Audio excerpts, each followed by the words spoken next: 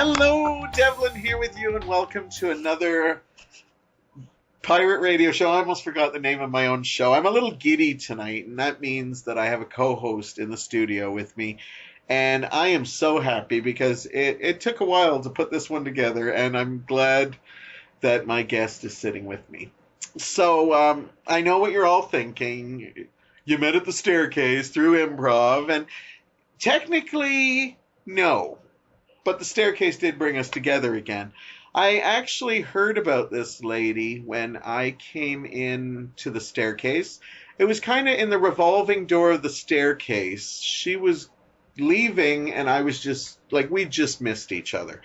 And I had heard about this lady. I remember hearing very funny stories about her and infamous, we'll go with the word infamous stories about her. So I actually met her a couple of years later. I believe it was a Valentine's Day show, and she was doing stand-up and I was doing a little improv with a troupe or something. And I got to meet her and I said, oh, I know that name. And I don't say the name because I'm building up. That's what I do. I build up. I remember thinking, what a funny, set she did. And, I'd heard her name every once in a while. I'd, hear of troops that she was in. And then last year, I think it was, I went to one of the Staircase Improv mixers, and one of the people was this lady. She had come back to check out us, and I got to see myself just how funny she was in improv, and I got to teach her a few times, and I tried to get out to one of her classes, but I think she canceled at the last minute. And then basically what happened was I asked her to be on the show, and she wanted to be on the show, but she wasn't certain what we'd talk about. And so we actually went out for a lunch. I think she was auditioning me as a host, and we wound up talking for 3 hours at a Wimpy's Diner. And so I think after that, she was like, yeah, I'll do your show. We have enough to talk about. We can kill that much time. And we talked about everything from comedy to, I think we were hitting on the meaning of life. It was very deep. It was very deep over, eggs and French fries. Anyhow, I'm glad she's finally here. Welcome my co-host tonight, Brenda, Lennie. Hey. There she is. Now, before we get started, I'll get to interview you. I wanted to talk, setting this up. I think World Peace Conferences are easier to set up than this was. It was worth the wait, but we've been working on this for a couple of months now, and we could never get our schedules, but I am so glad that you finally are here. Oh, thank you, Devlin. So, was that intro right? Like, we kind of missed each other? Yes. I love the part about, what did you say about go ahead, talk. Talk, I'm having a brain fart. That's all right. Yeah, you laughed at something. I can't remember what it was when... the last-minute cancellation. Oh, yeah, I went to go to your class, and somebody told me, I'm teaching it. Thanks for telling everybody that I canceled it last minute. She wasn't feeling up to it. Okay, it might have been a while, but I was excited you were teaching, because I had never seen you teach back. But I will get out to one of your teaching. Your teaching...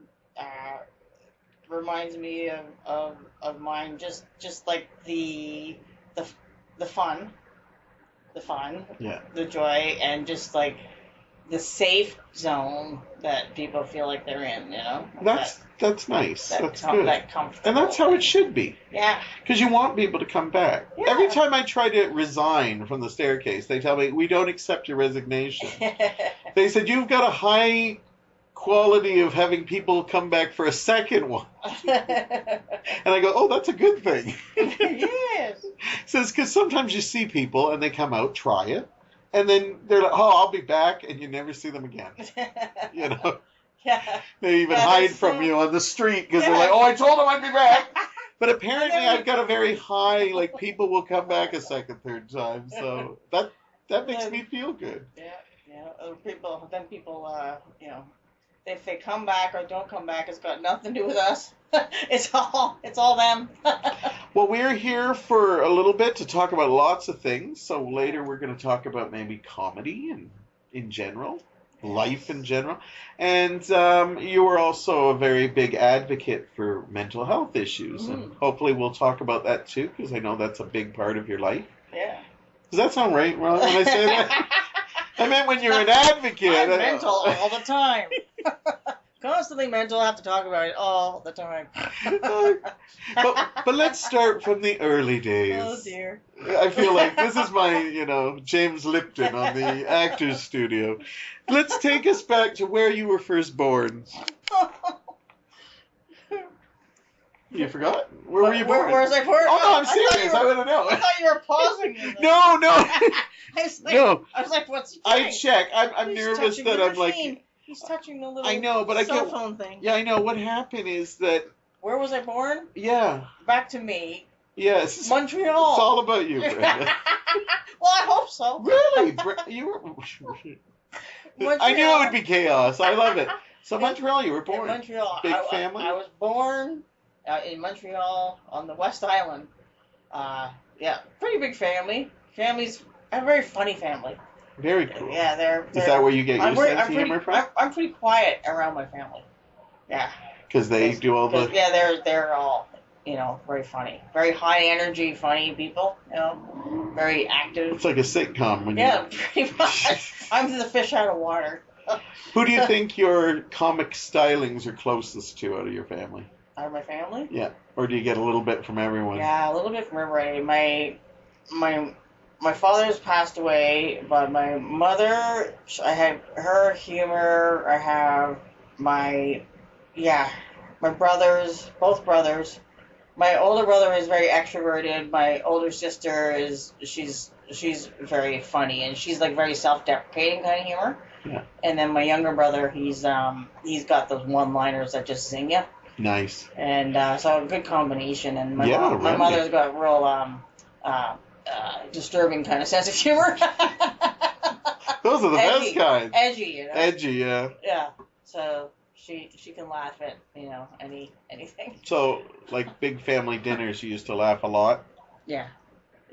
Lots of laughing. That's good. That's a good upbringing. Mm-hmm. It's a good. It's like medicine, like they say. It's medicine. We laugh a lot at my family. It's always inappropriate humor. My niece always. It's not a family dinner unless we get like drinks coming out of her nose because we made her laugh, and it's usually like something horrible, like pubic hair, something that shouldn't be talked about at the dinner table. But there's no shame when my brothers and their families all get together. Oh yes. So how did you get to Hamilton? Don't say my boss. I drove here. You drove. See, now I feel like you're pausing it again. No, whenever I've got a paranoia that I Well, got you're somebody making over me here. Paranoid. Okay, I'll go like this whenever Every time you touch that thing, I'm getting paranoid. I have to make sure we're taping. I don't want to Right. have you here for an I know. evening and then tell you. I don't even know what we were talking about. We didn't take. What How'd were we you talking get about? to Hamilton? How did I get to Hamilton? Yes. Well, Was it a long roundabout way? Was it? How did I get to Hamilton? Well, I was in Montreal, and then when that in '78, when that bill came along that said that everybody had to advertise everything in just French and all their Okay. Yeah. so everybody moved to Ontario and out west. They were that offended by it. Yeah, they were like, Hey, we can read other places now. Ben, we. L-O-Z. Now, did the Let's whole go. family move, or? So, so the whole family. We all moved to Burlington. And when I finished high school in Burlington, I went to Mohawk in Hamilton. So I moved to Hamilton and went to school here. What did you study in? Nursing. Oh, really? I was a nurse. Were you a nurse for a long time? I was a nurse for 10 years. Yeah. Wow. Yeah, and then I had an episode. That always sounds like a sitcom or something. I had an episode. A very special I had a very episode of special Brenda. episode. Well, we'll get to that in a minute because I'm interested to find out. What would you say you were like in like high school, university? What kind of person, if I was to meet you? I was a lovely person. But were you I like? was the best Were person you you'd ever meet. outgoing? Were you like the bookish kind? Were Well, you the cheerleader that slept with all the When I- jocks? That's what I wanted to be. Did you blow them under the? No. So were you her? Were you pleased be her? Let me see. That was like 5 questions. Okay, sorry. So, like, what were you like as a teen, young adult? Teenager, like I was always silly and goofy with my girlfriends, and then at home I was, kind of goofy there too. I would put on living room shows and stuff like that. And what would they involve? I would mimic my father, or I'd put a pillow under my shirt and do a whole skit of him with coughing until he was coughing so much and red in the face. Do you find it humorous when people cough? No, I'm just asking this because my partner Mike loves seeing like comedy shows and then just coughing. I could be joking to death and he'd probably be having a giggle because he just finds it humorous. Like just like you could be just like, oh, this is, and he's dying laughing. I just wondered if it was a thing. I used to find like when somebody fell down, I'd laugh, or someone, that kind of thing. But now I'm like, are you okay? But back then I was like, oh my God, that's so funny. Yeah. Like, I don't know what changed in me, but something changed. Now, did you have a calling? When I went to college, sure. Yeah. when I went to college, I came out of my shell.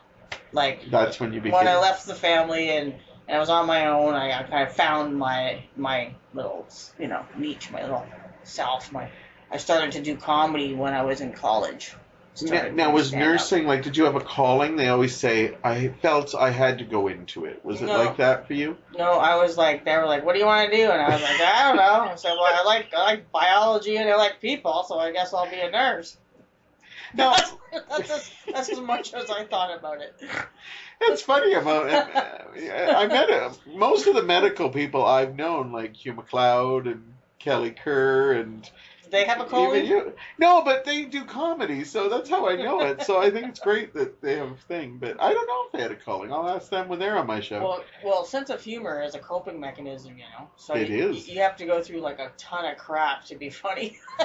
And did you find situations nursing funny? Like, could you find the humor in things? Not like, oh, they're pulling the plug. Not like that kind of stuff, but there is funny things that happen, right? Yeah. Yeah, oh yeah, there was a lot of, strange but funny things that happened. And you almost have to have a sense of humor. Yeah. You'd be crying in the corner all the time. Laugh or cry. And a lot of people too, like I was a nurse for 10 years and then I left it, and after I left it, I realized how, because I started like the opposite of shutting down, I started like, opening back up again. Yeah. And I didn't realize how shut down I was as a nurse. But if you work in a hospital, like you do have to like shut down, and you do have to kind of have a bit of denial. Yeah. To survive.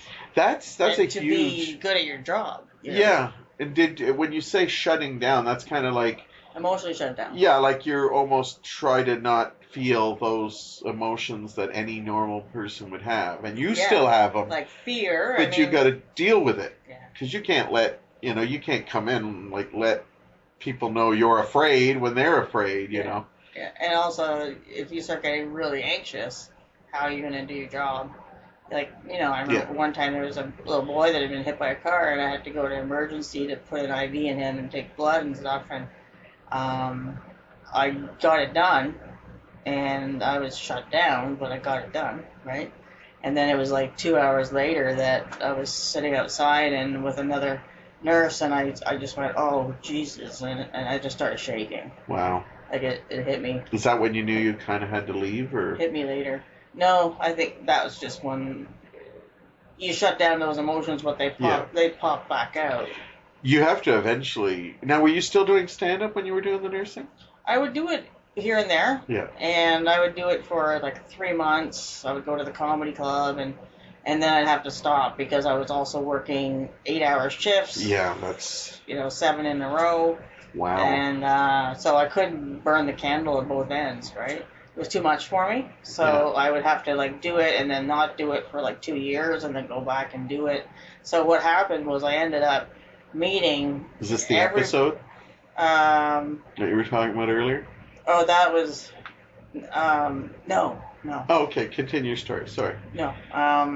So I ended up meeting a lot of comics that went on to be like yuck comedians, like headliners. Yeah. Because I would go down and I would do it for 3 months and then I'd leave for 2 years and then go back and then it'd be a whole new bunch of people, and I'd get to know them and then I'd leave again. And you'd see the ones that were making it. And then all these headliners would be like, "Why are you still an amateur?" Right? It's kind of cool. So I know like a lot of headliners from different decades, sort of like different years. So when you don't have to go into the episode if you don't want to, but do you think? Of course I want to. Oh, okay. So what happened? What was the episode? That very special episode of Brenda? Oh. Well, let me see. There are episodes like if you have like I have bipolar illness, which means my energy goes up and down, and when there's a lot of stress in my life, I will be triggered and I will have an episode, which means my energy will start going up and up and up, and I can't stop it from going up. And eventually your brain gets exhausted with your energy if you're thinking that much. Right? Sure. Eventually your brain gets exhausted. You'll have hallucinations. You might hear stuff that's not there. You might have delusions. And when I get to the point where I'm exhausted, I go to the resort, I call it, and I get admitted, and I just go in there and go shopping and go to the gym and have a good time. Oh, you go to the spa. I go to the resort, right? There you go. And just kind of recharge your batteries. Yeah. And the first time I had an episode where I got diagnosed, I was 24, and so I've been taking medication since then. So yeah, but it takes a lot. Like now, because I have a lot more coping mechanisms and tools and stuff that I use to manage stress, to be like I'm much more self-aware than I used to be. I'm a lot older now, so I should be, right? You'd think so. In theory, yeah. I know what you're saying, though. You think you should be in certain places at times, but I find life doesn't always agree with that. Yeah. So now it takes a lot of stress to cause me to get to that place. And it's a place that you don't want to be at first. It's fun. It's a lot of serotonin. It's a lot of woo woo, and then it's just burnt. It's just that serotonin stops pumping out, and it just becomes scary. It's a scary place after that. Okay, we're gonna talk about your mental health a little later, so we're gonna put that aside. But we'll talk about it because you're the advocate. I said you were the queen of mental health. Oh Jesus! No. But how did you find improv and all this? When did improv show up? When did improv? Improv? You were doing stand-up. You were doing nursing. How do you sneak in improv? Let me see. When I was my first year of nursing, I saw an ad in the paper about an improv troupe forming, and they had auditions and stuff. So I went and auditioned, and I got into this thing. And the guy who was running it, his name was Duncan, and he had written out flyers, and the flyers said he misspelled everything. So they said improve, right? And then instead of troop, he forgot the R. Okay, so it was improve to pay. So we were all performed in improve to pay. And one of us had been going to Second City had done the third level, so he taught us, and we all, learned improv from this. So that's how we one guy. came about. Yeah, let's That's just put a troupe together. Let's find funny people. That's what we did. Not even sure if you guys could do it, but we'll just do We it. knew like a couple games, and then Did that last a while? about a year, and then a couple years later, I was at Yuck Yucks doing amateur night for stand up, and I got a bunch of the comedians together to come to my place, and I taught them. I knew 2 games from improv, and I went to the library, and I could only find 2 games in the library. So much easier on the internet now. Yeah, I know, the internet is a great thing, right? The only problem is I find when I look up like improv games, because sometimes I'll find a neat game, but I don't know, like I read it, then I say, I'm going to see if they do it on YouTube, and I see some horrible improv on there, and I'm just like, why would they have put that? But at least I get an idea of the game. Yeah. So you went to the library. Yeah. So was there a lot of improved books? Improved Toupee? So I got like 2 games, and I taught these comics how to do the improv. So it was kind of like stand-up improv / kind of. Okay. Because we would look to the audience for a laugh before we went on again, right? It was very stand-up improv, right? I've always it was found a whole new style, right? Which is funny, because usually when you tell people that don't know about comedy that you do improv comedy, they picture stand-up. Yeah. They always, do a couple of things for me. No, it doesn't work like that. I need a word. Give me a word. Give me a word. They just assume, like if I remember my relatives, I'm doing improv comedy now. Oh, stand-up. No, improv comedy. It doesn't get the love. Yeah, I know. It just doesn't get the love. Yes, you're right. Yeah. Whose line was, some people hate Whose Line, but I like it because it actually told people, this is what improv. It is. Yeah. We finally had something that was like, we respect that. Okay. As long as you got something in pop culture, you're good.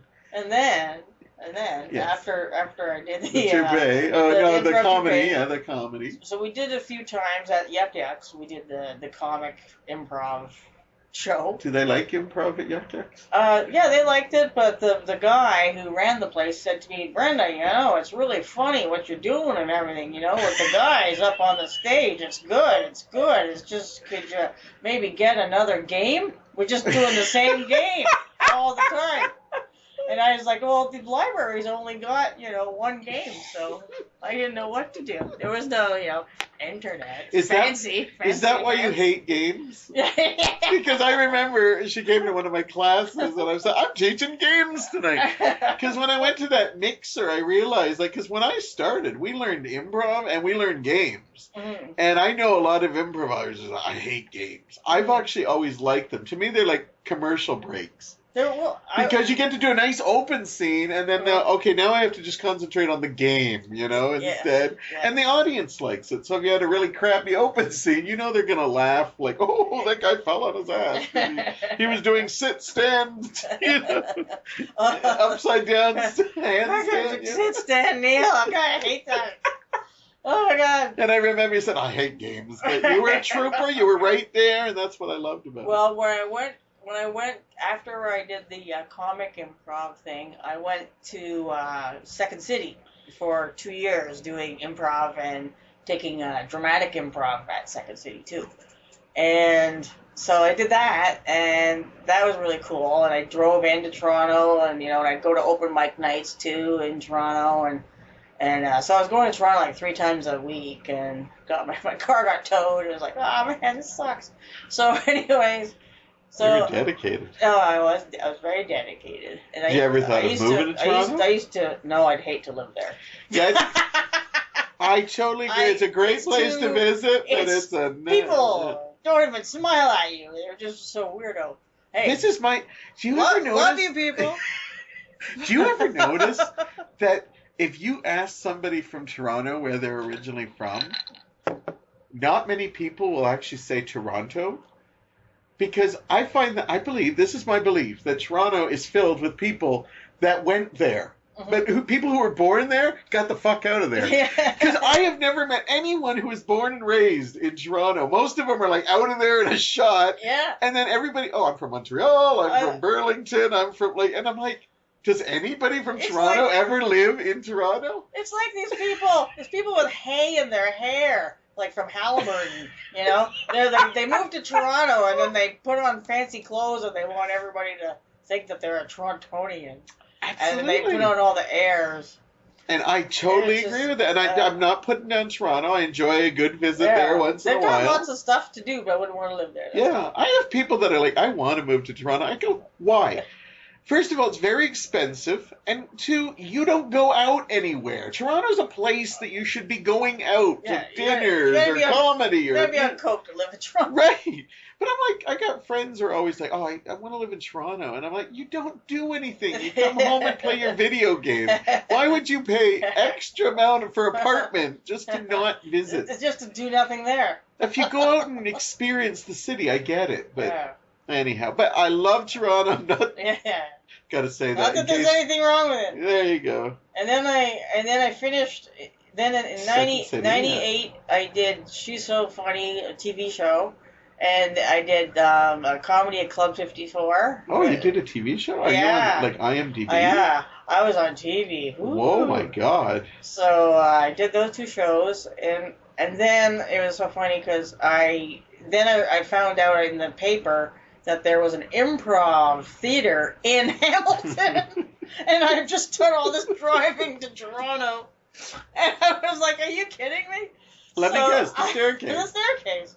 So I went to the staircase, and the first time there, one of the guys that worked for CHCH at the time, Peter, was there, and he came over to me. The first time I went there, and he came over to me, he said, "Didn't you just do comedy at Club 54? He said, I was in the truck doing the editing. Oh, really? Really? Yeah. Peter's a good friend of mine. That's so funny. That's awesome. So then, you were recognized. Yeah. Celebrity. I know. I was so anxious when he, said that because, there's always been, this big hate between improvisers and stand-up comics, and I didn't want anyone to know that I was a stand-up comic because I thought it might blow my chances for them to so automatically to like me, yeah, you know? stand up. Yeah, you must think you're something big if you're stand-up. What I learned when I came, I met a lot of stand-up people through improv, because I think stand-up. For me, a lot of stand-up people came out to try improv and do it and think, oh, this might help my craft. And then some of them stuck around. Most of them were like, yeah, no, it's not going to help. A lot of actors. Yeah, we had a lot of them too. But I always told, the stand-up world, you would know this because you kind of dabbled in both. I was always told the stand-up world is very competitive.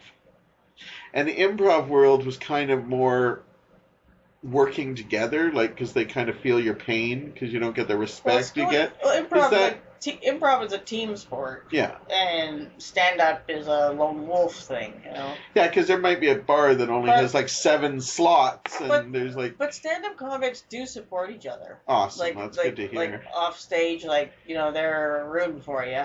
Or, they'll try and help out a guy, get him a gig, or stuff like that. Oh, that's good to hear. They do support each other. I think that stand-up comics are kind of a tougher breed, so it might be surprising to hear that they are supportive of each other. I'm happy to hear it because I have all the respect for stand-up. I don't think I could ever do it. I think you could do it.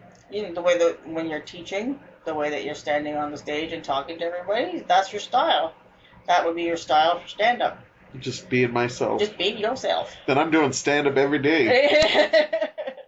Anyhow, we're going to take a short break, and then we're going to come back and talk about mental health. Okay. And all that you do for it. I'll try to have an episode between now and then. So, thank you for listening. We will be back with more Brenda Lennie. We're back. And I'm here with my co-host tonight, Brenda Lennie. Hi. Years in the making. Okay, it wasn't years. It took us a couple of months to get it together, but it just sounds better. Years in the making. Yeah. Now, I'm just checking this. Hold on.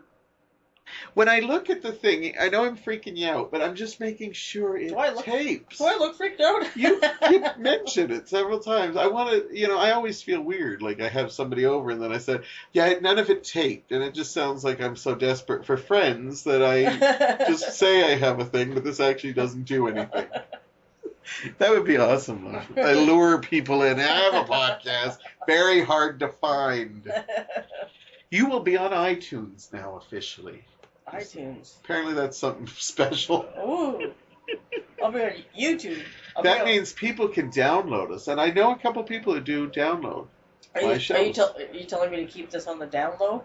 No, I want you to promote it. Be proud that you're on it. Download. Download. Download. Oh, I get Download. it. You get it? Oh, you're you're pulling comedy on me, are you? Yeah, I'm doing comedy on you.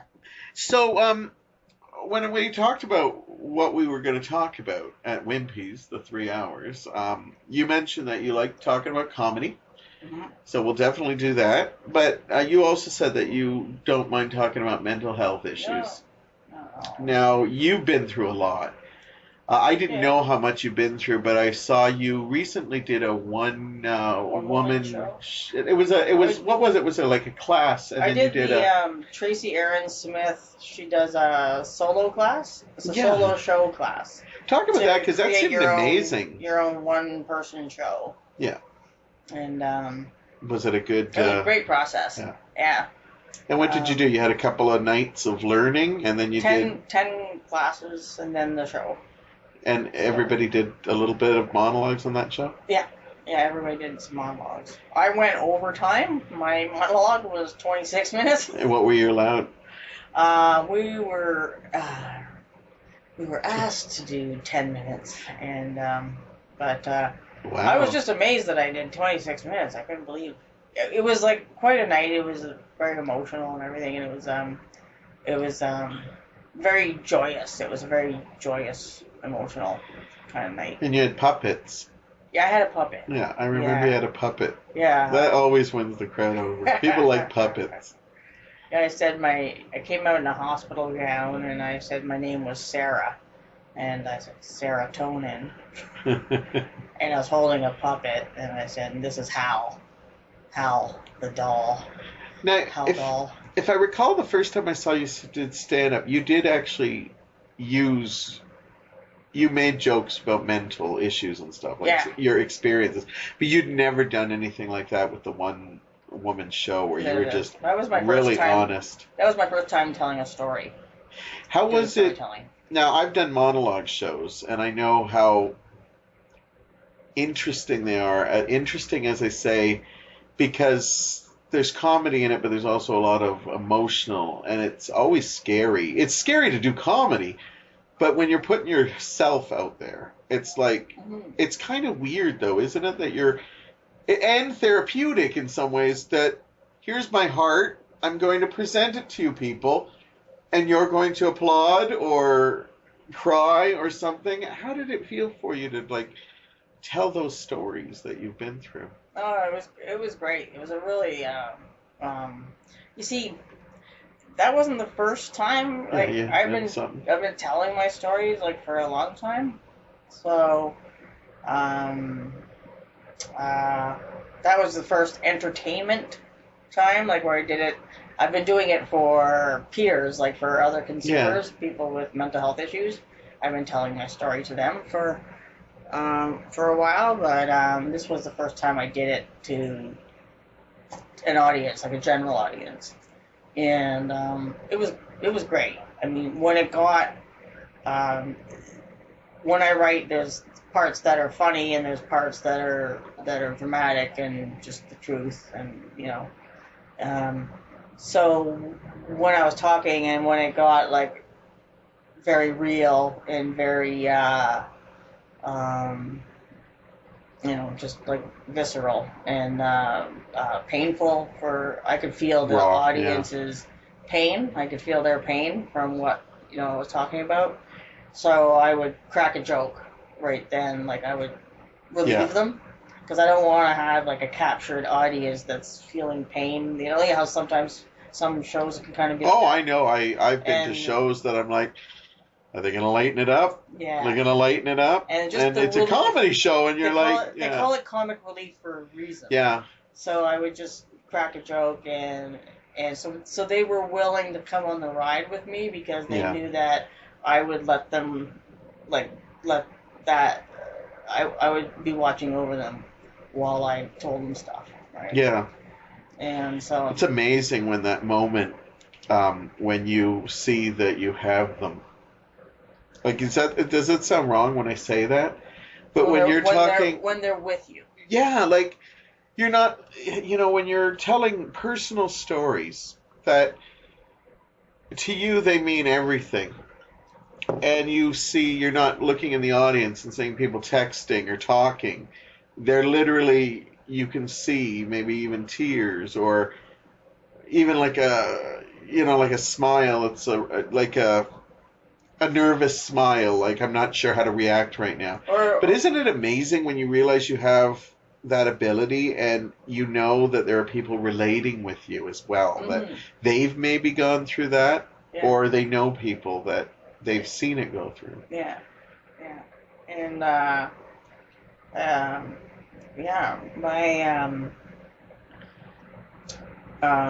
like there was like lots of people in the audience that are nodding as you talk. They're with you. They're with you. And did people come up after and tell you little stories and stuff? It was at the Staircase Theater, and afterwards, people, like everybody there, came up to me one at a time and asked if they could hug me. Oh, that's awesome. So everybody hugged me, and I was like, and there were all these like women wearing black, like strong Toronto women, right? And they all came up and they hugged me, and that was really cool. It was quite the night. It was a really good night. Yeah, that's one thing. When I do my monologue shows that I love is when people come up after. Don't get me wrong, I love the hugs. I love that you did a great job. But when people actually start telling me, that story you told, that reminded me of something me and my mother used to do. Mm-hmm. And to me, that's success to me. Mm-hmm. That not only did I entertain people, but I actually brought out a memory that they maybe put aside. Their life's been too busy, and I let them. They went home that night with that in their head and their heart, and I that's power to me. That's success, Yeah. That's why I'm not a rich comedian, because my success is that. I would prefer to do that. Before the show night, I was so nervous for about a week because I have a lot of pride and. I have good self-esteem, and I didn't want anybody in the audience to pity me, like from my story. Yeah. I didn't want people to take it the wrong way. Yeah. And pity me. It's like, no, this is a story of strength, not a story of despair. So afterwards, when people were giving me hugs, it was with respect. Yeah. That's important. And the difference between pity and sympathy is respect. Yeah. When you pity someone, you don't respect them, but when you can sympathize or empathize with somebody, you respect them. And when you come out with something like that, it's a relief. It is, because I think some people keep things hidden because they don't want to see people pity them. I knew that I'd gotten my message across. If they didn't pity me, I'd gotten my message across that people can recover in a way from that this is a underdog story. This isn't a sad look at me, put some money in my can, not for attention. Now, going into real life, now you said you were diagnosed with bipolar, and this is when you found out. Now, how did you tell your family? How did you tell your friends? How did they react? And yes, I know I'm asking like 4 questions in a row. Yeah. That must be hard too. Like, is it something you want to kind of hide, or? Well, that was it was so far ago. It was so long ago that that I was diagnosed. Like, I don't have any shame about it now. Like, it's not something that I try to hide or anything. Most of the time, with my family, I've taught them about the illness, about what's going on with me, and so they know what to expect. They know what to expect. Like, I remember in my 20s, if I couldn't go to something because I had no energy, say, I would lie and say, I'm sorry, I got the flu or I'm sick. I wouldn't say it's my illness and my energy's low. But later, I started to teach friends and teach family, like, that is just my illness. It's just my, and so they accepted that without being like, oh, come on, shake it off, and come on out anyway. And it's like, because you do get people that say that, yeah, right? Like but they have a broad sense of what said they is. Yeah, they said it, and I corrected them and told them it's not the same thing. Yeah, put on a happy face. Yeah, put on a happy face. Gray skies are gonna cheer on. Yeah. Show up for Christmas and dinner. it's not that easy. It's a whole thing for you, and some people think it's just like you snap out of it, like you know, come on, it'll be good. Or the other one is, it'll be good for you to be around people at this time. And it's like, well, I think I know if it's going to be, Yeah. But you've now you say you don't mind talking about it, and you've actually, have you done benefits and stuff for it, or been in part of shows that have? Because I see that you do a lot of stuff for you did boobs for bands or bands and boobs. I had breast cancer. I just like the name. That's why. Oh, you did. I had breast cancer in 2004, so I'm a survivor. Awesome. Yay. Should you get applause for that? Yeah, I don't know. you get a pink ribbon. So you should pink ribbon. Pink ribbons. Let me see. I do in my act. I have a bit about my vacation to the resort, because that's what I call it, the resort. Is that because you could do like psych wards are fun, like they. Yeah, you said it starts off fun. What do you mean by it starts off fun? Oh no, that's like if you're sick, it starts off. Oh, okay, sorry. But I'm talking about when you're in the hospital. Okay. The psych ward. Is fun.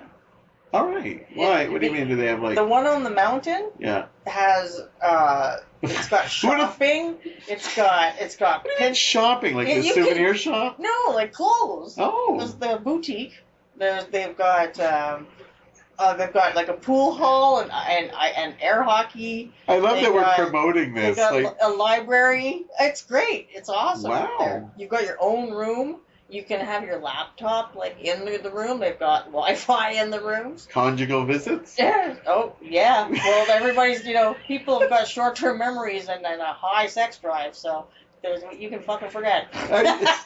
Are you saying there's sex running rampant in the pool hall? In the pool hall? Is that the location you picked? That one stood out to me. Balls, sticks. The pool hall. Pockets. Know what I'm saying? I don't know. Maybe I have a pool table fetish. I have about 100 fetishes, so why don't we add pool hall to that? My point is, you can do everything you want, and there's people there, and everybody, Please shop. All you're there to get. Well, the place is beautiful. I mean, looks like the architecture is beautiful. Like there's got to be a darker side to it, though. Everybody would be going. Well, you can't. It's hard to get into, actually. You've got to be. Well, I know people who have been suicidal. Yeah. And they basically came and said, I think I'm going to hurt myself. And they said, well, there's nothing we can do about that. They turn you away. Yeah, it's hard to get into. That's kind of scary, isn't it? That, Yeah, you've got to be persistent. Like, these days, you've got to, I can't believe we're talking about I'm really going to hurt myself. Oh, so if you come back a couple times, that's the key? Yeah, and you're like, no, I was here last night. You turned me away. I'm back. Did you get turned away a couple times, or? No, I've never been turned away. I think... Do they know you? Like, do they have a picture of you? It's because I'm so genuine, and when I say... I really am screwed up. Do you have a ward named after you? Like, you go in there and there's a picture of you? It's called Waterfalls. Waterfalls 1 and Waterfalls 2. There you go. But, yeah, so, I swear, it's because, they believe me and they see my pain and they understand that I'm not just, there for attention. I really need help. And I'm not, really certainly need not to be brought in. trying to make light of this, but when you say you're genuine, I'm genuine. your And eyes. so, yeah, she looks crazy. Let's get her in. And I have a voice, and I can talk about Yeah. what I need and what I don't need, Yeah. and that all came in time, like to learn how to use your voice even when you're really low. Now, you've also learned, like you were saying earlier, you learned different techniques to deal with anxieties or when you're Yes. going through these. Any CBT. ones that really help? Have you ever heard of that? CBT? I think we talked about it at Wimpy's, but we talked about so many things. But please talk about it now. We have lots of We people talked that about lots of definitely probably deal with this kind of stuff. So Well, CBT, the big thing nowadays is mindfulness, right? Okay. And that's all about learning how to be in the moment. And funny enough, improv will teach you how to be in the moment, like that. That's what improv is, right? Yes, and it's like one of the best lessons of mindfulness that there is, really. I never thought of using improv for that, but when you think about it, like, because with improv, you have a really, we've all had those really bad scenes where you're like, just like, ooh, I hated being in that. But the great thing about improv is there's always a next scene, and if you skip with that one, they're going to forget that other one. You might remember it, but they will only remember the good things. And if you think about that in life, it kind of works that way. If you have a crappy day, the next day could be better. So just yeah. And in improv, when you're talking to someone in a scene, you both have to be in the moment for it to work. Yeah. There's no one driving it. It's just in the moment. I sometimes wish life was more improv. I know life is improv, but you know how we kind of we say something and then the other person reacts and then you react and then that. Sometimes in life you don't get that reaction you want, but you kind of have to do an improv to get to the... I'm like that with my boyfriend. I'll look at him and I'll be like, yes, and? And he'll be like, what? And I'll be like, add something to what I just said. And he'll be like, oh, okay, so it's like, he's more like Clint Eastwood, succinct, man of few words. Yeah. He'd know Mike very well. Mike is very much like that. I sometimes forget that he doesn't know, so it'll be light in her bedroom and I'll just go, oh yeah, big booty, big booty. There's an improv joke for anybody. Nobody else will get that joke. Last night I was... The best part of that whole thing. Oh, yeah! Big booty, big booty, big booty. Last night I was a superhero. Yeah. And I was super ass. Super ass. There you go. My power was people would follow me wherever I went. And that's the great thing about improv. You never know where you're going to play. Big booty, big booty. Super ass, big booty. It's a big booty, yes. So those go together like that. They do. Yes. So, what were you saying? You were telling us ways that you deal with your anxieties. What was it? TBC, CBTS? Yes, CBS. You watch CBS. Mindfulness, and then CBT is what really changed things for me. It stands for Cognitive Behavioral Therapy, which kind of sounds like some kind of Nazi brainwashing. Yeah, I don't even know the first word. So cognitive? Yeah, what does that mean? Cognition is like thoughts and what's going on in your brain. Behavioral therapy. So maybe that's why I never got it because I didn't even know what that meant. So and basically it's all about challenging thoughts, like critical thoughts that you might have.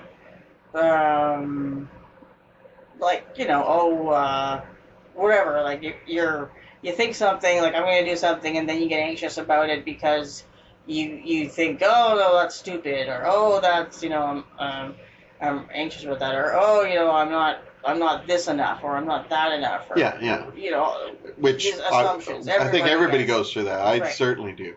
Okay, well, CBT is you learn how to challenge those thoughts, and you learn how to look at other aspects. Yeah, you look for like positive facts that challenge those thoughts. Like, nice. I'm not that because I have this and I have this. And you, at first, when you're first doing it and you're aware that you're doing it at first, and then it becomes just a new way of thinking. I kind of. I wasn't going to talk about it too much. It sort of like helps you to be a positive thinker. In the last month, I've been trying a new way to take on life, and Wasn't planning to talk about it, but I'll hit it a little bit here because it sounds exactly what you're talking about. And I'm kind of not like patting myself on the back yet until I get to the end of the summer to see if it's worked. And so far, so good, knock on wood, all that stuff.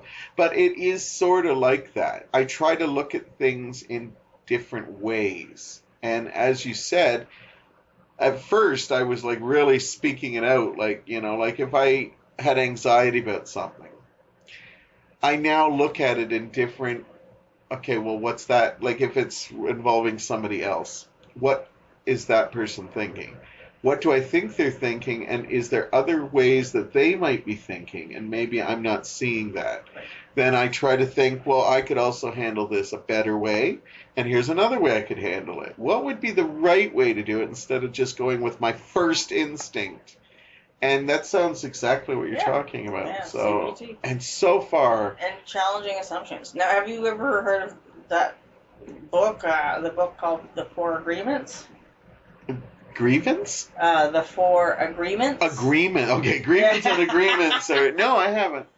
You know, it's it talks about, it's a philosophy, like written by kind of like the Mayans, but not them. Okay. The fake Mayans. Is this in hieroglyphics? The cartoon Mayans.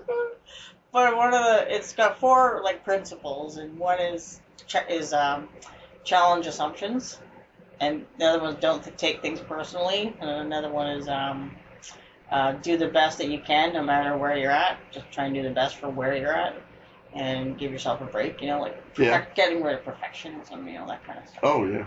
And then the fourth one is if you forget things, don't worry about it. No, I can't remember the fourth one. So they wanted to call this book "Don't Give a Fuck," but Four Agreements sounded better. No, it sounds good. It's really good. Really good. Well, I know it's. I think I think about life too much. That was my big problem, and probably still is my big problem. I do take things personally. When people say, "Don't take everything personally," but I'm like, I'm a fucking person. It's in our nature. We should be taking things personally.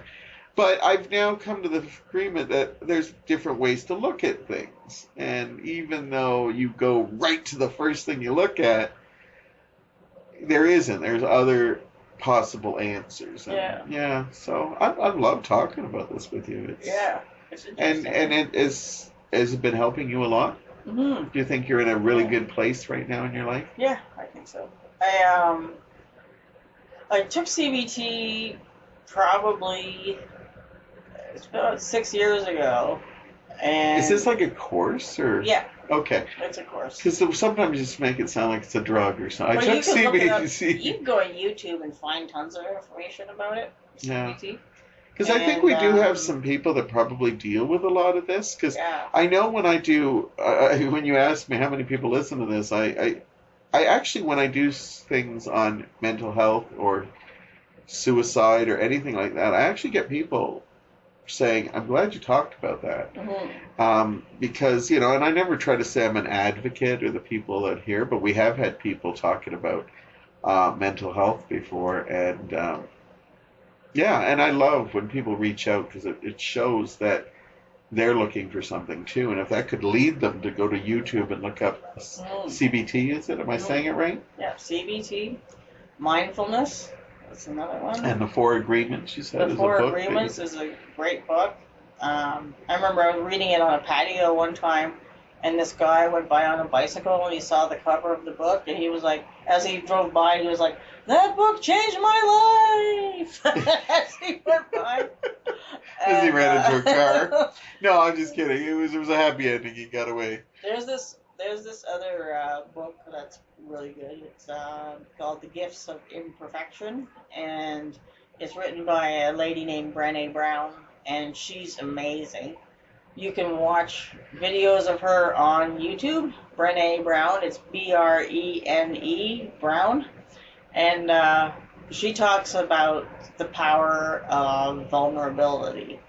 Like, vulnerability is when we're real, and that's when we connect with other people, right? And I feel that stuff is important now, because of all the disconnection in the world, connecting is what is being researched. And what's now. beautiful and weird is that we're supposed to be more connected now. Like, we got phones we carry with us and we text people all the time.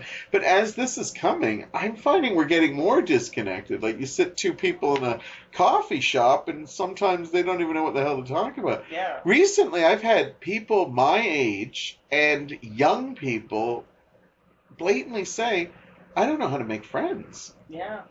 And it's like, we don't teach that anymore because people just assume they could have 800 friends on Facebook and they still don't know how to, like, ask any of them to, hey, you want to go out and see a movie or go have a dinner somewhere, Yeah.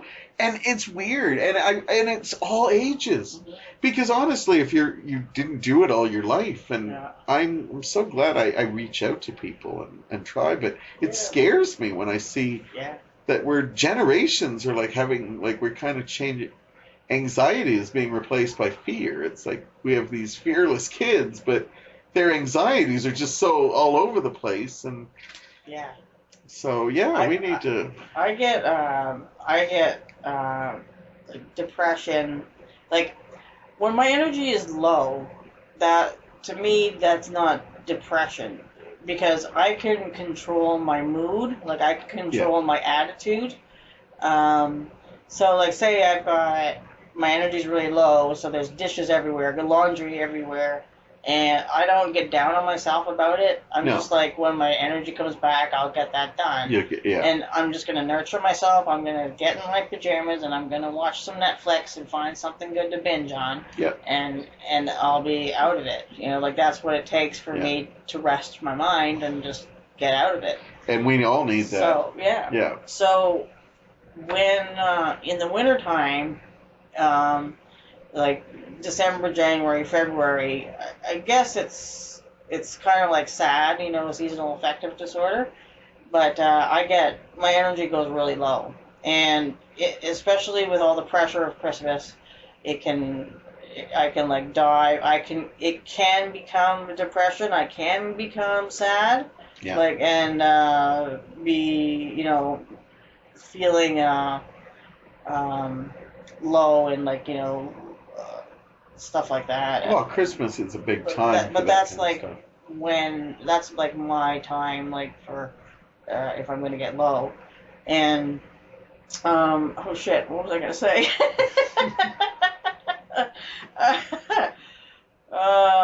Yeah, so I get low.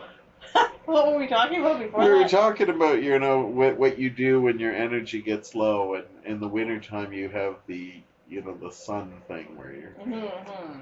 And you were saying that that's kind of when you hibernate kind of thing. Yes. I hibernate, and I still go out and do things, but I have more limits. Yeah. When my energy's low, like, I can go and perform and take a class. Do you find when you have high energy, you make yourself go out because it's a good thing to be social? When I have high energy? Yeah, like when you're like positive energy, not like, your low energy. Like standard? Yeah, you're energy. standard. You're like... Yeah, I go out and I socialize, and yeah. Because that is important, and people forget that.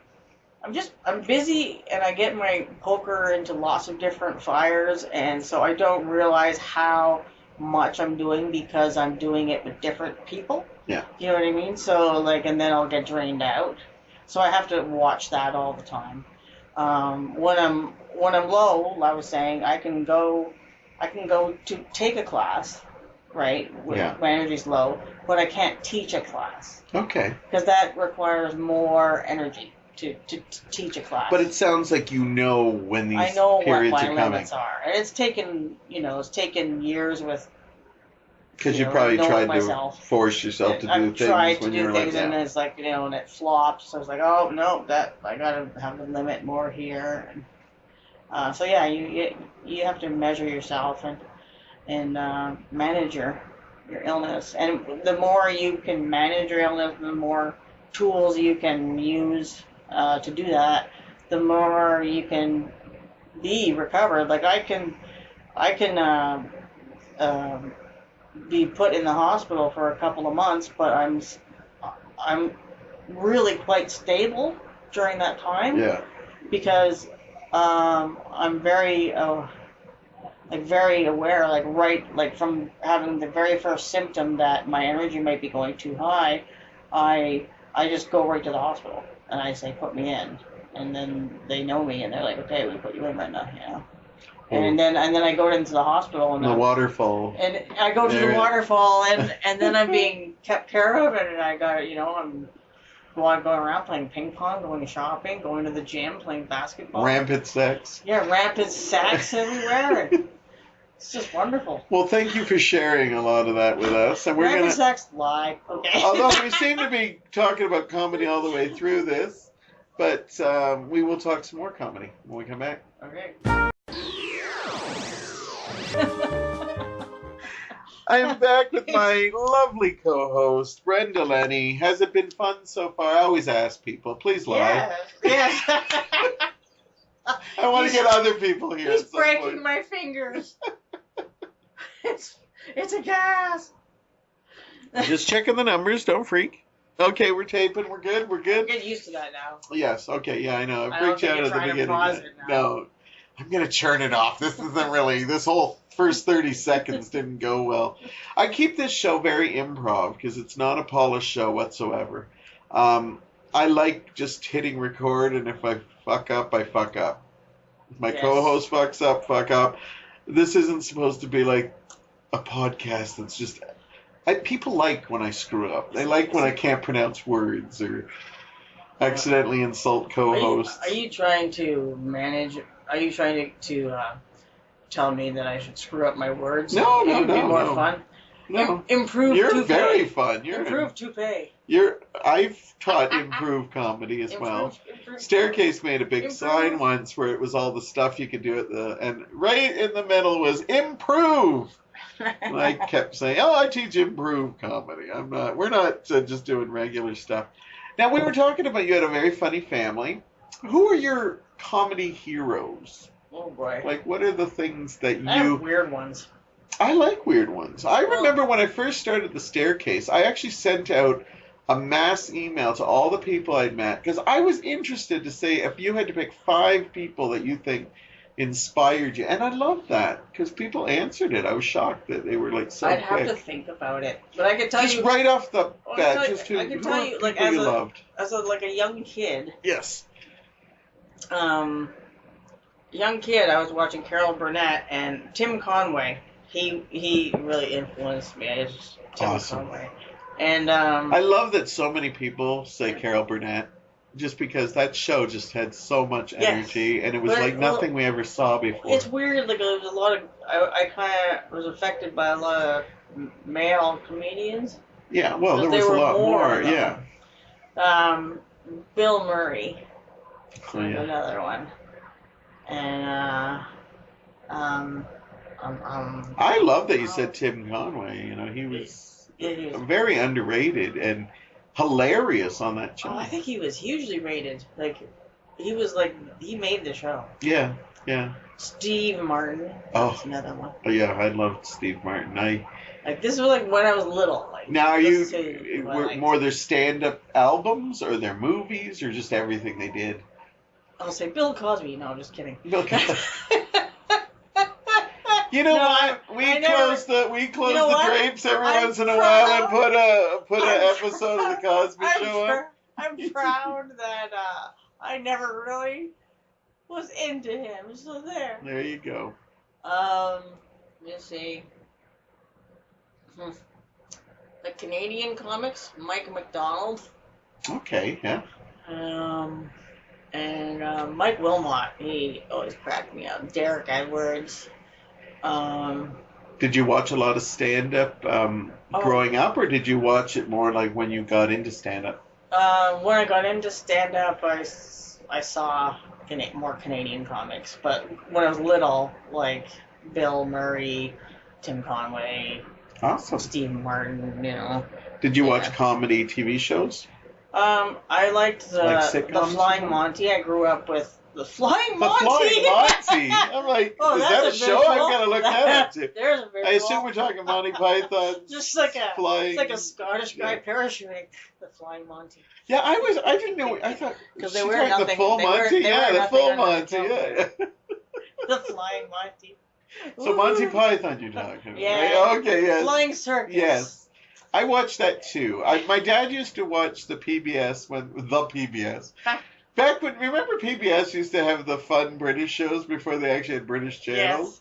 And so Friday night, they'd always have these shows. And I remember watching them, and I loved, as a little kid, laughing with my dad. And most of the jokes, like, when I was little, I didn't get them. Now I watch them, and I'm like, oh, that's great. But I just, oh, my dad's laughing. I should laugh, too. And I'm just like, I don't know who that is. Well, when my brother babysat, my older brother, he'd let me stay up late and watch, like, Saturday Night Live. Okay, yeah. And, you know, the Flying Circus. Monty Python's Flying Monty Circus. Python. And, yeah, so I got, I got, like, like we all did in Canada, we all got, like, we got influenced by American comedy, we got influenced by British comedy, and then that kind of ended up being the Canadian flavor. Yeah. Well, we have so many awesome Canadian talents, but a lot of them had to go to the States back when we were growing up. Mm-hmm. Because we didn't really have, like, a load of Canadian sitcoms back in the 70s and 80s. And we only had, like, 2 channels. So, we had some, like, I can't even think of a lot of, like, back then, a lot of Canadian... We had the Beachcombers. The Beachcombers, which wasn't really a comedy, but it ran for something like 27 years or something like that. Yeah. Bruno Gerussi, we'll all know him. There's a whole generation now that doesn't know who Bruno Gerussi and Relic are, you know. Have you ever seen this new British troupe? There's 3 guys, and they well, not new, probably 10 years old now. But, but new to Brenda. But they're called In the League of Gentlemen. No. Oh, my I'll have to look God. them up. 3 guys, and they play all the characters of a small English town. Oh, that would be wonderful. And, so almost like Little Britain and stuff like that. Yeah, but like much more sicker. Sicker than that? Oh, wow. Make you laugh, make you double over. Because I remember watching Little Britain, I was shocked that, wow, they started doing like gross out comedy a little bit more and I had never seen stuff like that before. I saw Little Britain too, and I didn't find it that great. And no? I was told that Little Britain was funny though. Yeah. The first one. Yeah. Same with the Ruddles. Oh, that was the Beatles. They were kind of... Yeah, I remember watching that a long time ago. Let's talk about stuff that we're not too sure about. Yeah, no. Well, that's what this show's about. There's some people like, I like the Ruddles. What's wrong with the Ruddles? Well, that's the thing about comedy. Some of it, not everybody gets everything. I remember growing up, you'd be like, people would ask you, well, what kind of comedy do you listen, and when you got to watch what you say, because if you're like, well, I like Woody Allen movies, and some are like, oh, that's pretentious, and other people are like, oh, I like Woody Allen movies, and then other people say like Monty Python, and some people love Monty Python, other people are like, what the hell were they going on about, But it's funny, and do you ever find that you like something and then people judge you for it? Is this what? Because I've admitted to liking some things that they're like, I can't believe you like that. And I'm like, really? It's comedy. You should just be... I don't care if you don't like something I like, Yeah. I find my best comedy is based on truths, based on my life. And then there's other jokes that, some are good, some, but it's good. I have a good comedy. Do you, I have humble-itis, Do you think you're better at stand-up or improv? Oh, if you had to choose. Which one do I like better? If you could only do one. They're completely different. Yes. That's why I asked it. If it was the same, it would be a silly question. See, improv there's you're not alone on the stage. You've got, 3 or 4 other people there with you. And sometimes one too many in the scene. Stand up, yeah. Why do we have 5 people on the stage and nothing's happening? And stand-up is you alone. Stand-up, you're just by yourself. Unless you have a puppet. Stand-up, there's no fourth wall. Improv, there's a fourth wall. Stand-up, you have a script, and improv, you've got no script. So, like, I like the challenges of both of them. Yeah. So, what do you think you're better at? Um, If there was a comedy Olympics, and you could only compete in one category. I think it's always fun to be alone on stage and do something. It's always fun. Do you feel like But it's also always fun to just be creating some crazy thing out of nothing.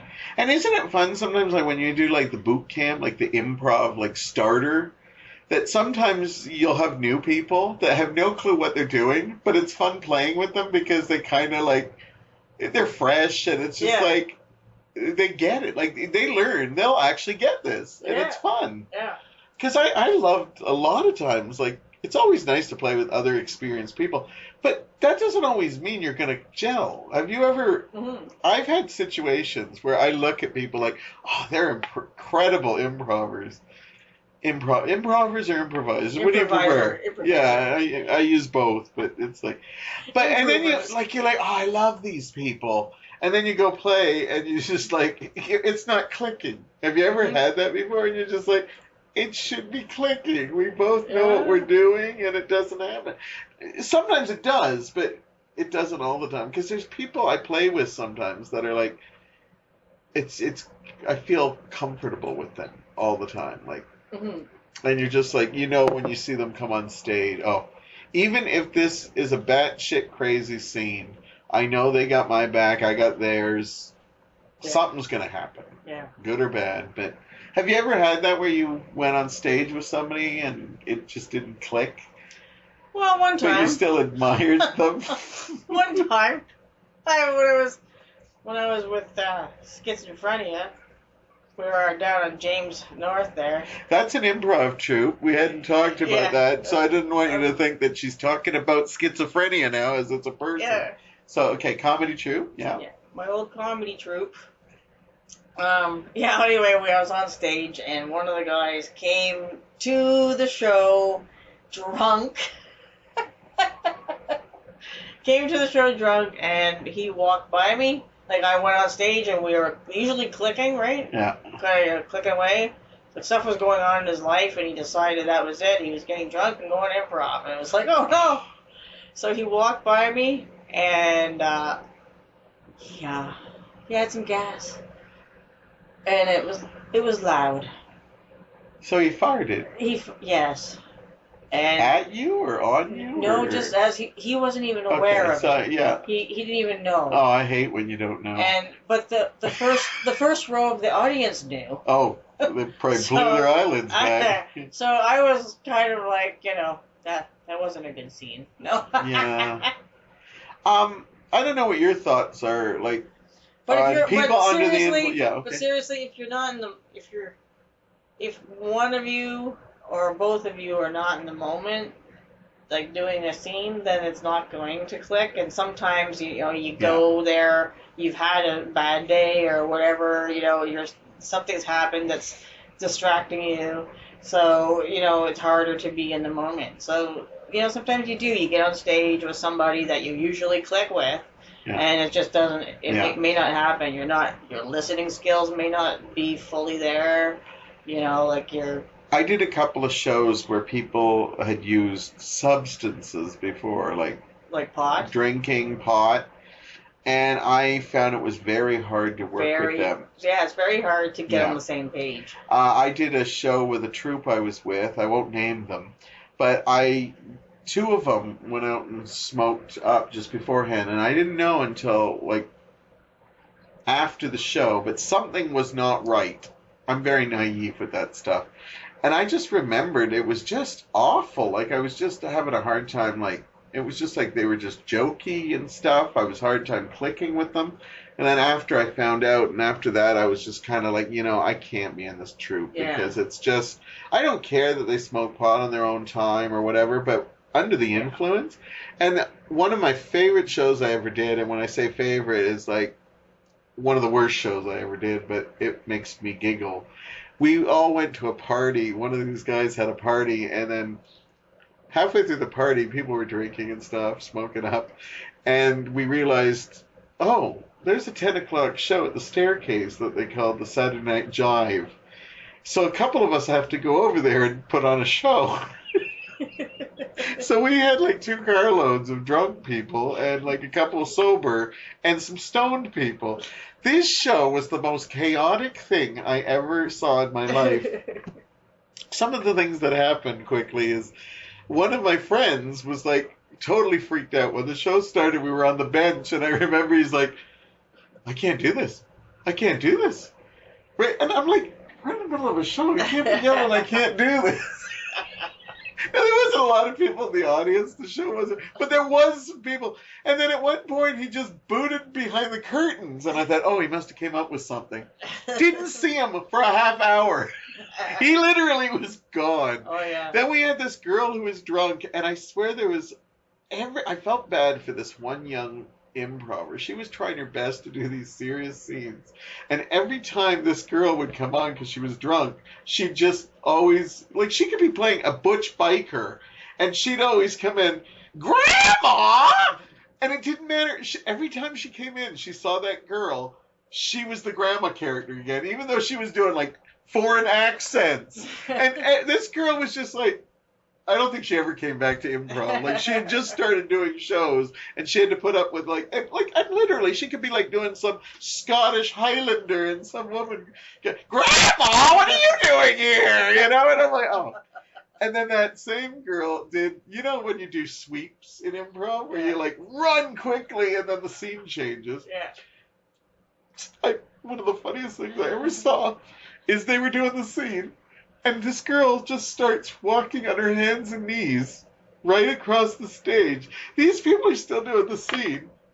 And halfway through, we're like, I think this could be the slowest sweep in the hit. And that wasn't what it was. She thought this was a sweep. And I swear it took like 5 minutes for her to get. And then they finally is this a sweep or is she an animal in the scene? She probably ended with, Grandma! She's listening to this now. She probably remembers who it was. Because I remember, I remember when I had the troupe, I used to say to everybody...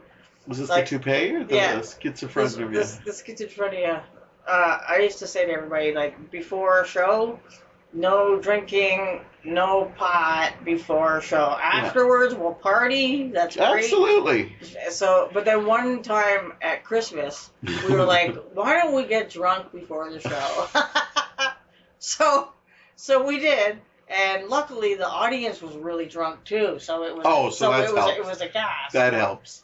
But one time, I've done stand-up shows at pot bars a few times.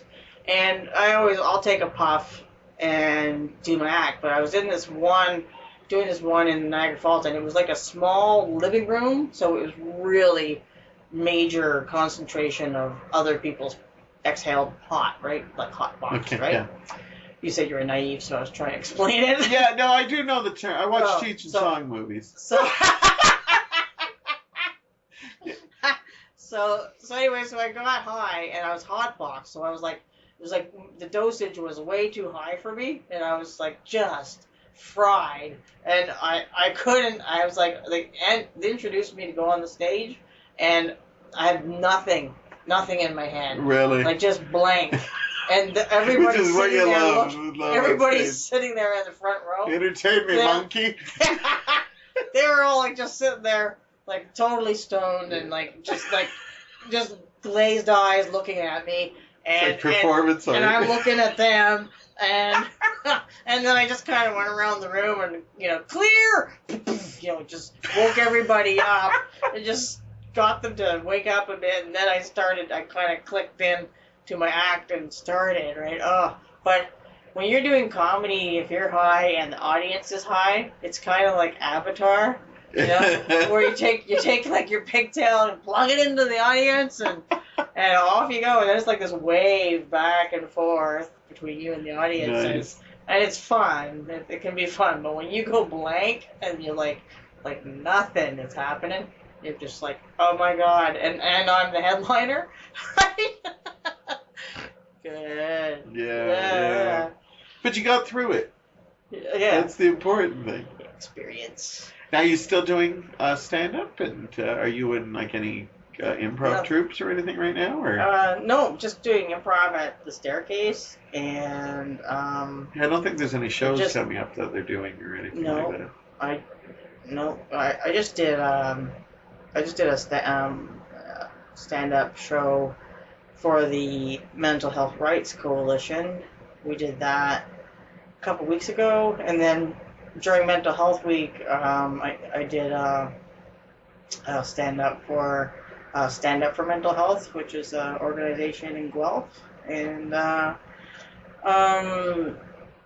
just did the 6-minute memoirs at the Staircase last Thursday. Wonderful show. I've talked about doing I've done it once. I hope to do it again sometime. I did the Christmas one. What was your topic? It was Christmas. It was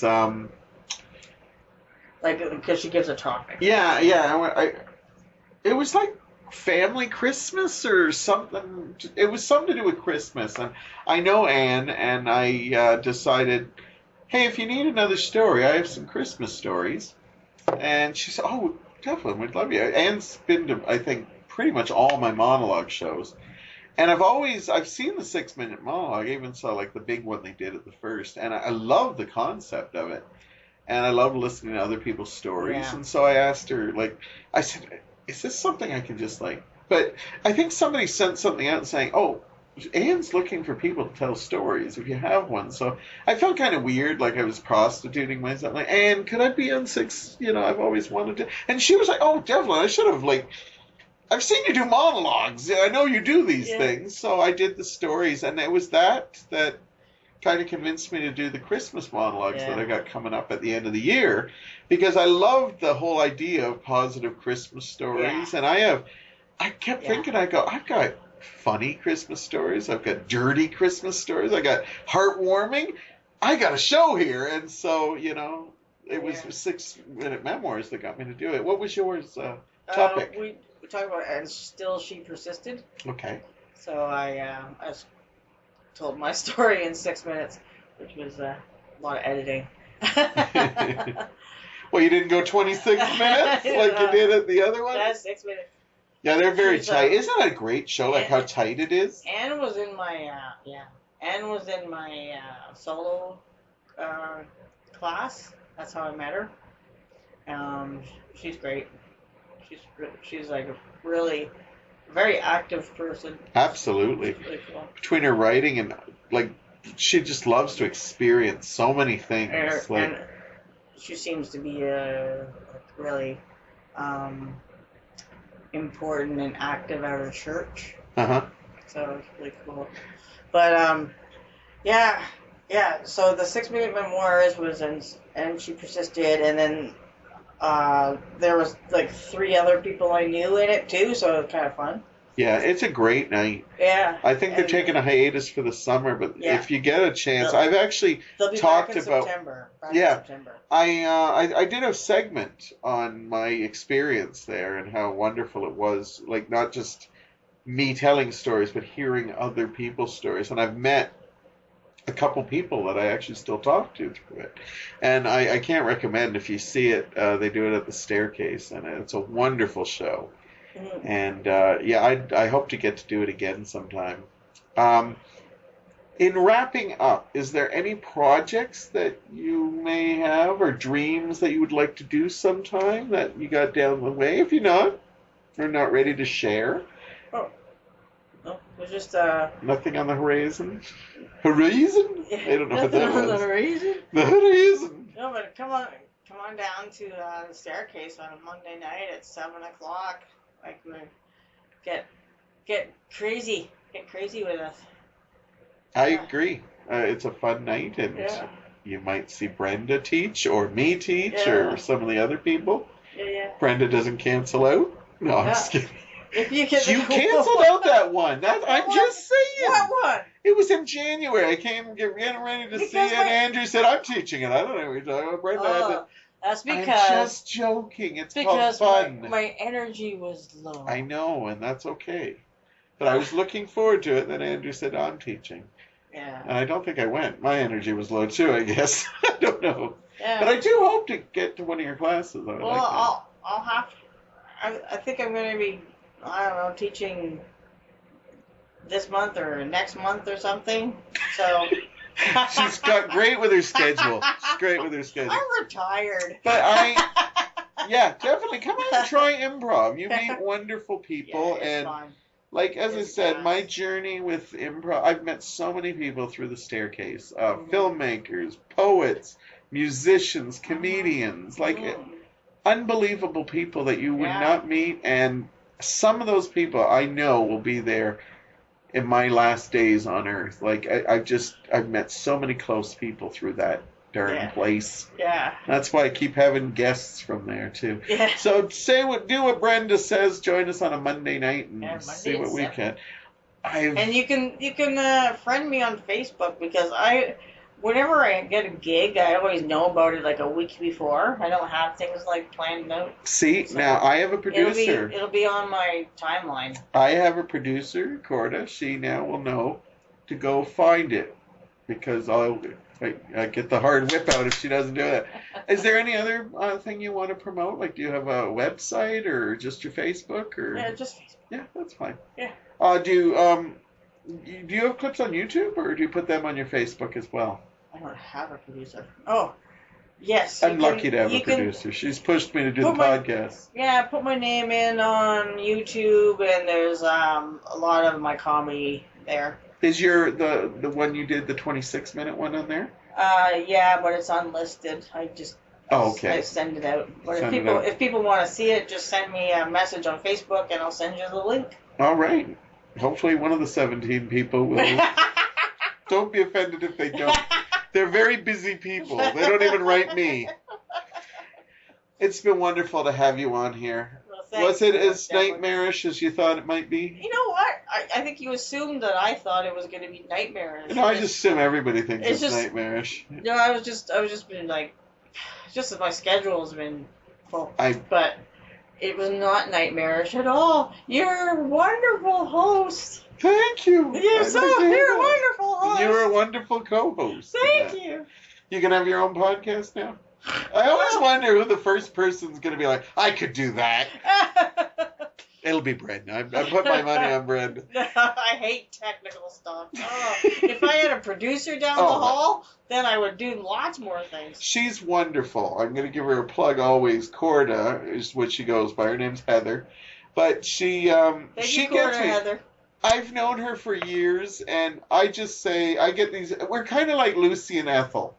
I'm Lucy. I come up with these crazy ideas. Like I'll say, I'd like to podcast. Christmas comes, there's a microphone there. I guess I got to do that now at some point. I mentioned, wouldn't it be great if I had a portable one? I could take it places, and shows up. She likes the work. It keeps her off the street. Because I wouldn't know how to put the show together. She's the one who puts the music in and stuff. I watch every week, but I'm always like, yeah, I'm not listening. Brenda, it was great to have you. Hopefully we'll have you again, because this was a lot of fun. We can always find stuff to talk about. Thank you for listening, all of you out there, and I will talk to you again very, very soon.